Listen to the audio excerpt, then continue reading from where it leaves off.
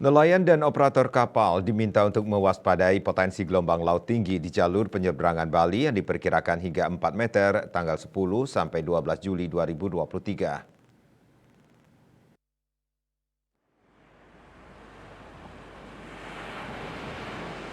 Kepala BMKG Wilayah 3 Denpasar Cahyonugroho di Denpasar seperti dikutip dari kantor berita Antara mengatakan, adapun potensi ketinggian gelombang laut hingga 4 meter itu diperkirakan terjadi di Selat Bali, Selat Lombok, dan Selat Badung. Berdasarkan pengamatan BMKG secara umum, kecepatan angin di Bali diperkirakan rata-rata hingga 45 km per jam atau sekitar 24 knot yang bertiup dari arah timur ke tenggara.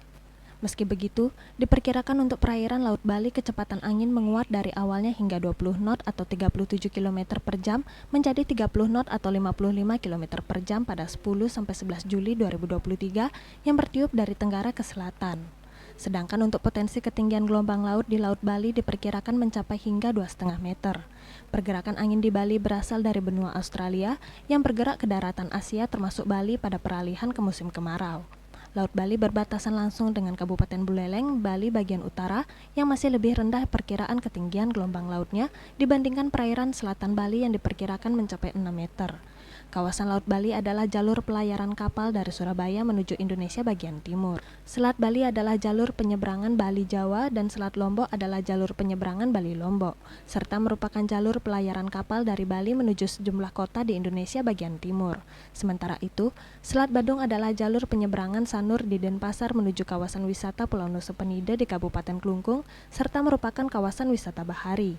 Adapun dampaknya diperkirakan di kawasan wisata bahari yakni perairan wisata Nusa Dua, ketinggian gelombang laut mencapai hingga 4 meter.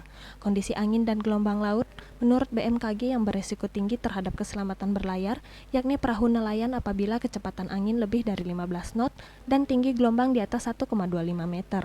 Kapal tongkang apabila kecepatan angin lebih dari 16 knot dan tinggi gelombang di atas 1,5 meter.